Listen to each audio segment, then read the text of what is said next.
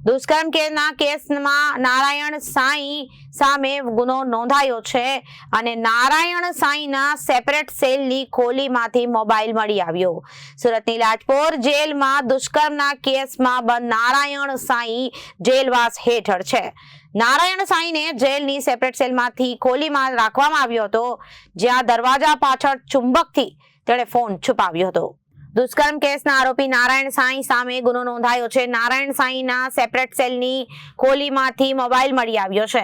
સુરતની લાજપોર જેલમાં દુષ્કર્મના કેસમાં નારાયણ સાંઈ જેલવાસ હેઠળ છે।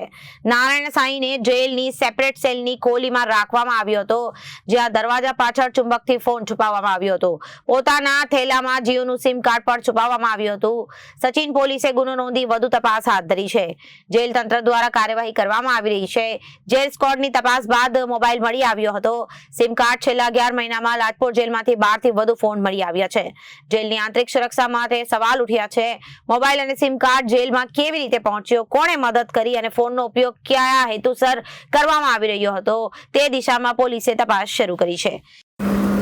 સર, સચિન પોલીસ સ્ટેશનમાં નારાયણ સાંઈ વિરુદ્ધ ફરિયાદ દાખલ થઈ છે। શું છે આખી ઘટના અને કઈ રીતે તપાસ છે? તારીખ 27/11/2025ના રોજ લાજપોર મધ્યસ્થ જેલના કર્મચારીને એક સ્પેસિફિક ઇનપુટ મળેલું હતું કે જહાંગીરપુરા પોલીસ સ્ટેશનમાં અગાઉ બળાત્કારના ગુનામાં જે પાકા કામનો કેદી નારાયણ સાંઈ આસુમલ હલ્પલાની લાજપોર મધ્યસ્થ જેલમાં જ્યુડિશિયલ કસ્ટડી હેઠળ છે। તેણે મોબાઈલ અને બેટરી અને સિમ કાર્ડ એ સંતાડીને રાખેલો છે। આ સ્પેસિફિક ઇનપુટ ઉપર કાયદેસર કાર્યવાહી કરવા માટે લાજપોર મધ્યસ્થ જેલના સ્ક્વોડના અધિકારી અને કર્મચારીઓએ જે તે જગ્યાએ ઝડપી કરી।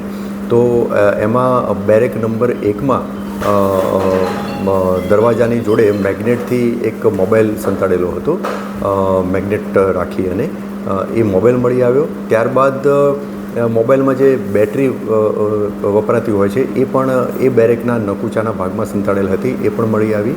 અને નારાયણ સાંઈને જે બેરેકમાં રાખવામાં આવેલો હતો, એટલે બેરેક નંબર 1, એમાં એનું જે ઇન્હેલર હતું જે એ યુઝ કરતા હતા, એ ઇન્હેલરના અંદરના ભાગે એક સિમ કાર્ડ પણ મળી આવેલું।